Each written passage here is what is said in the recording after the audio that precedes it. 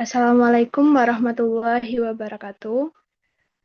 Terima kasih sebelumnya kepada Bapak dan teman-teman semua.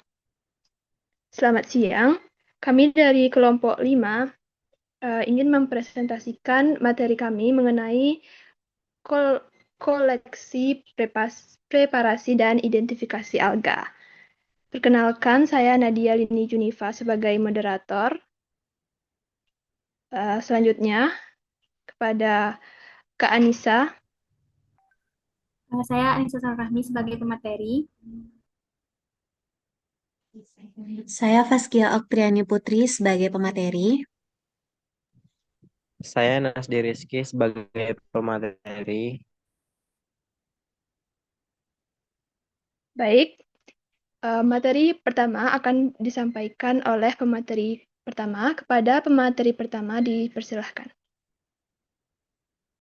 Baik, saya akan menjelaskan materi pertama yaitu tentang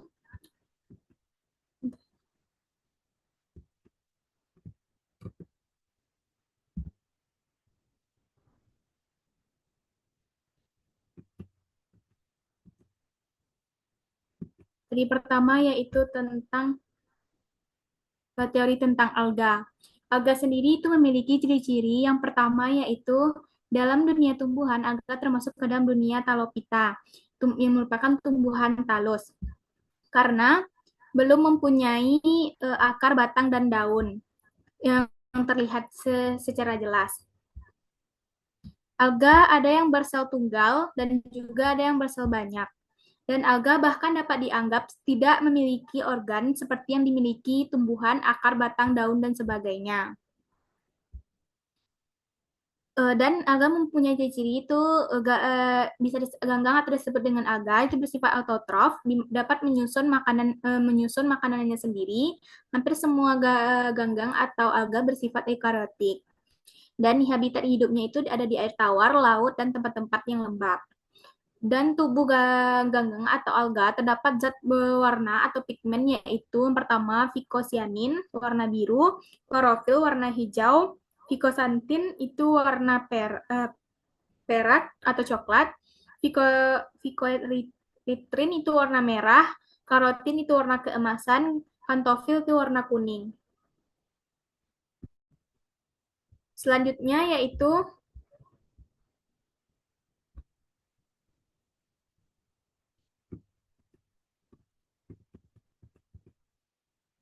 Selanjutnya itu ganggang terbagi menjadi beberapa kelompok kelas.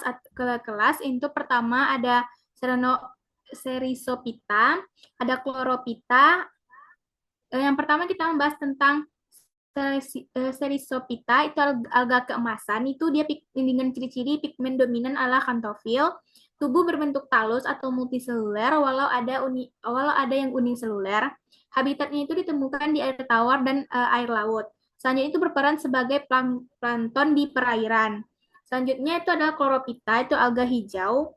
Kelompok alga yang memiliki anggota paling banyak memiliki pigmen dominan klorofil A dan B, dan habitatnya umum ditemukan pada perairan tawar, walaupun ada yang di laut, dan dapat juga hidup pada batuan, tumbuhan, ataupun tanah lembab. Di atom, itu memiliki pigmen yang beragam, umumnya uniseluler, walaupun ada yang berkoloni. Sel tersusun atas dua bagian, bagian atas disebut dengan epiteka, dan bagian bawah disebut dengan hipoteka. Dan reproduksinya secara seksual ataupun aseksual. Habitatnya itu di air tawar, laut, atau tempat lembab dan berperan sebagai plankton. Selanjutnya itu ada Pheophyta, itu alga coklat. Ciri umumnya itu memiliki pigmen fucosanthin atau coklat yang dominan. Selanjutnya cadang makannya berupa karbohidrat yang disebut dengan laminarin dan asam alginat. Dan memiliki talus berukuran raksasa, itu 100 meter, dan hidup menempel atau sesil, dan menghasilkan gamet yang motil. Selanjutnya itu adalah Rhodophyta atau alga merah, mengandung kloroplast berisi vicoretrin lebih banyak dibandingkan dengan klorofil, mengandung karotin dan sedikit vicocyanin. Dan hidupnya itu di air laut, hidup sebagai bentos. Hasil asimilasinya itu berupa tepung fluoride, ada fluoridesida, tetes minyak, dan kadang terdapat pironoid. Melekat pada substrat dengan benang dan cakra melekat. Bersifat autotrof dan ada juga yang heterotrof, chromatovara, dan hidup sebagai parasit pada ganggang lain. Reproduksinya itu secara seksual dengan spora dan seksual dengan cara ogami. Spora atau gamet tidak berflagel sehingga tidak dapat bergerak aktif.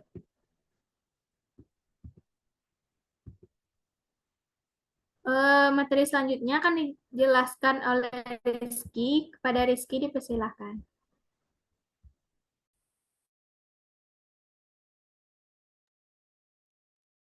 Baik, sebelumnya terima kasih. Jadi di sini materinya adalah tentang habitat alga, yaitu yang pertama ada habitat aerial. Alga dengan habitat aerial adalah alga yang memperoleh seluruh atau sebagian besar kebutuhan airnya dari kelembapan udara. Alga ini juga tahan akan kekeringan tanpa memasuki stadium istirahat. Alga aerial ditemui pada kulit-kulit pohon, daun-daun sebagai epifil, batu-batu, dan tembok terutama yang lembab.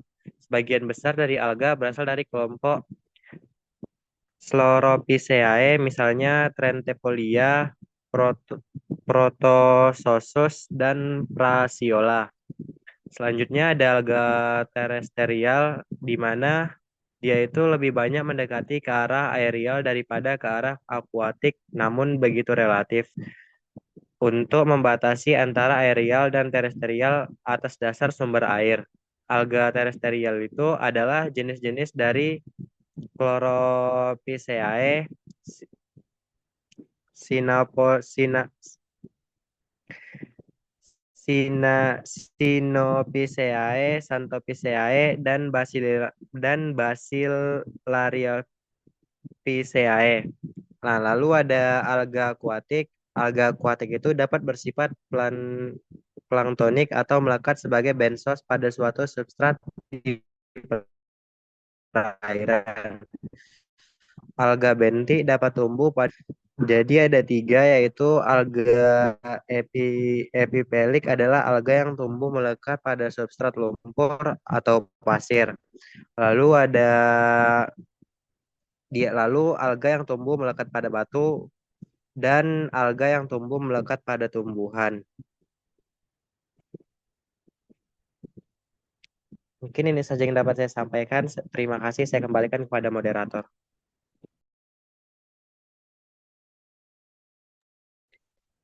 Baik, terima kasih atas penyampaian materinya oleh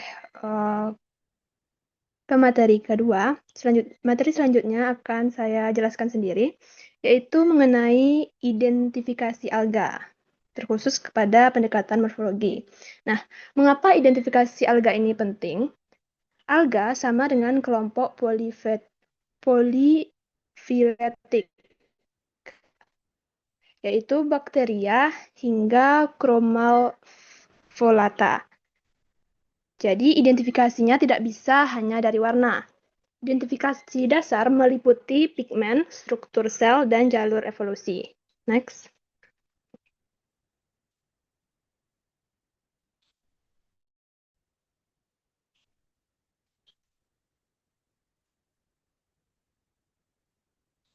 Berikut adalah kunci klasifikasi, yaitu berupa pigmen dan karakter diagnostik. Pada chlorophyta atau alga hijau, memiliki pigmen hijau dengan klorofil A dan B. Memiliki cadangan berupa pati, seperti tumbuhan darat. Contohnya ada Volvox, Ulva, dan Chlorococcum. Selanjutnya pada Rhodophyta atau alga merah, memiliki pigmen phycoerythrin dengan klorofil A. Memiliki cadangan berupa pati floriden. Contohnya pada Eucheuma spp, itu pada komersial. Selanjutnya ada papice atau alga coklat, memiliki pigmen rucoxanthin dengan klorofil A dan C. Memiliki cadangan berupa laminarin, minyak, atau lemak. Contohnya pada Laminariales. Next.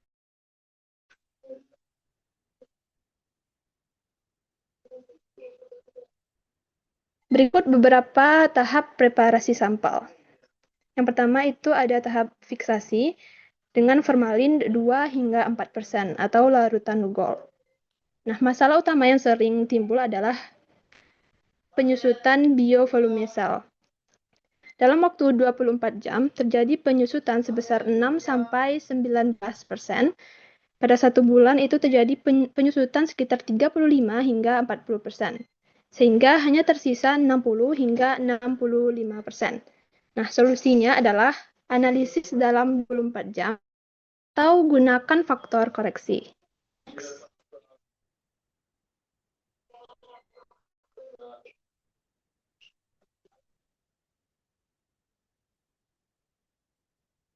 Berikut merupakan langkah identifikasi morfologis.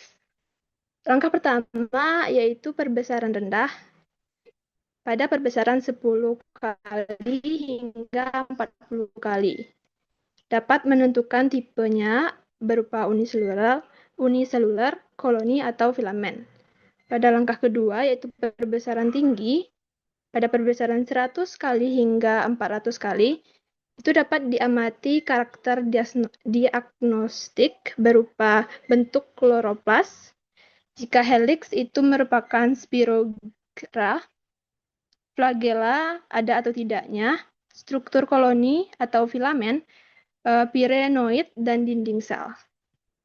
Barulah masuk ke kunci determinasi untuk mengkonfirmasi nama ilmiah. Next. Berikut adalah contoh kunci determinasi untuk alga hijau atau Chlorophyta. 1A, sel berbentuk filamen. Lanjut ke nomor 2. 1B, sel tidak berbentuk filamen, uniseluler atau koloni. Lanjut ke nomor 5. 2A, kloroplas berbentuk helix atau spiral, yaitu spirogyra. 2B, kloroplas tidak bentuk helix. Lanjut ke nomor 3. 3A, filamen bercabang. Lanjut ke nomor 4, tidak bercabang. Merupakan uloklik. 4A, cabang sejati atau true branching. Itu merupakan cladopora. 4B, cabang semu atau false branching. Itu merupakan Scenedus. Selanjutnya ada 5A, sel soliter atau hidup sendiri. Lanjut ke 6, 5B, sel koloni bergerak, yaitu Volvox. Next.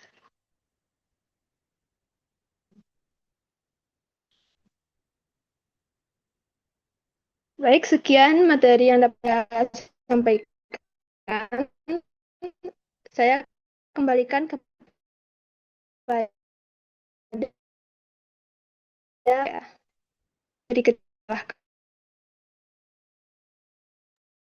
Baik, terima kasih kepada moderator. Selanjutnya saya melanjutkan materi mengenai teknik koleksi sampel alga di lapangan dan preparasi sampel di laboratorium. Teknik koleksi sampel alga merupakan serangkaian metode untuk mengambil sampel alga dari habitat alaminya secara sistematis.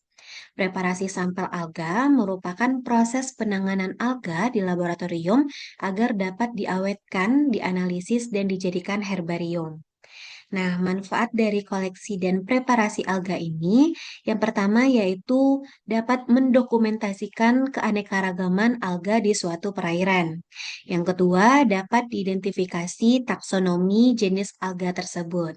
Yang ketiga yaitu bahan penelitian ekologi, fisiologi, dan bioteknologi. Dan yang terakhir yaitu sebagai untuk penyimpanan jangka panjang dalam bentuk herbarium sebagai referensi. Next.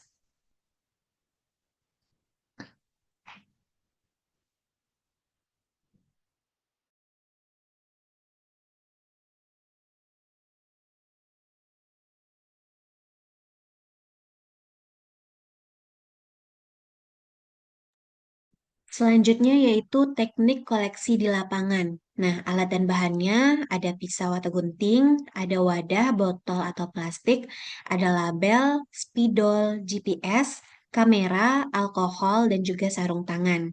Nah, cara kerjanya yang pertama mengambil alga lengkap dengan volt fuzz, yaitu bagian yang menempel. Yang kedua, yaitu menyimpan dalam wadah yang berisi air laut setempat. Yang ketiga, mencatat data lapangan seperti lokasi, titik koordinatnya, kedalamannya, substrat, dan kondisi perairan, serta tanggal dan juga pengumpul. Yang keempat, yaitu memfotokan alga di habitat aslinya sebelum diambil. Nah, untuk penyimpanan sementara, yang pertama yaitu memasukkan sampel alga ke plastik yang berisi air laut, kemudian menyimpan dalam kondisi dingin agar tidak cepat rusak. Next.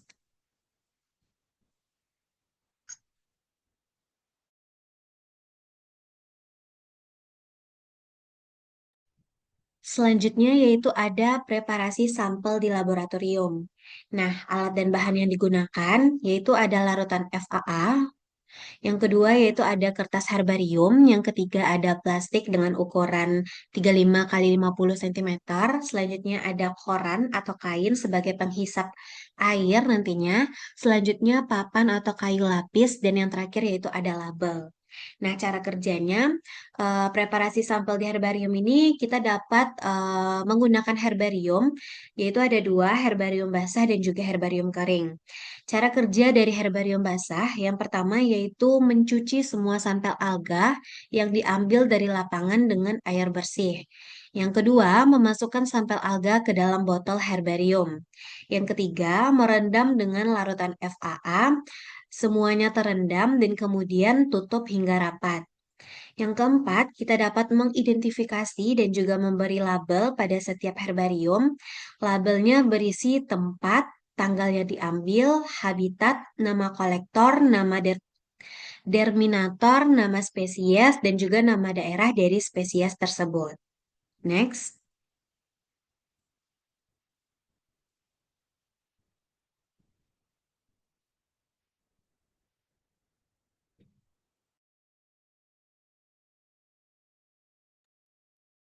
Selanjutnya yaitu herbarium kering. Yang pertama, kita mengambil alga yang morfologinya itu utuh dan mencuci dengan air bersih untuk menghilangkan berbagai kotoran yang melekat.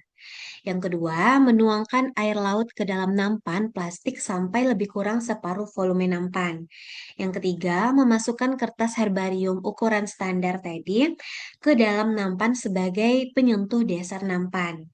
Yang keempat, memasukkan satu atau beberapa alga yang sudah dibersihkan tadi ke dalam nampan dengan posisi di atas kertas.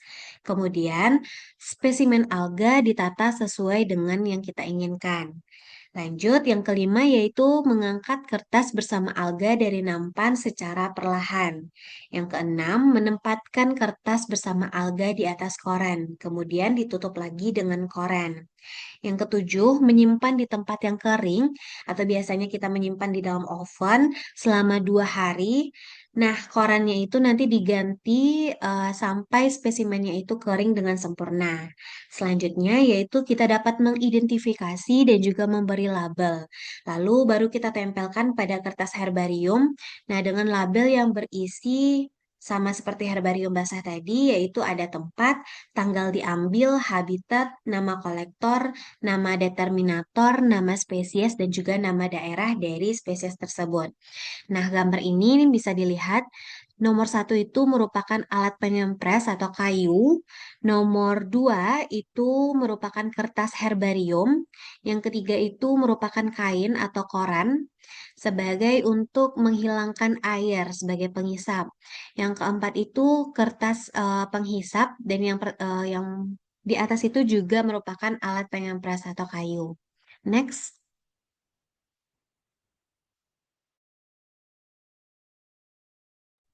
Nah, ini merupakan contoh dari herbarium basah dan juga herbarium kering. Oke, mungkin itu saja materi yang dapat saya sampaikan. Terima kasih, saya kembalikan kepada moderator. Baik, terima kasih atas penjabaran materinya kepada pemateri ketiga dan juga rekan-rekan yang sudah berpartisipasi. Selanjutnya, persilahkan kepada teman-teman untuk menyimak video ini dengan seksama, lalu mengikuti diskusi forum pada SML. Sekian penjabaran materi dari kami. Jikalau ada kata-kata yang salah, mohon dimaafkan. Terima kasih dan wassalamualaikum warahmatullahi wabarakatuh.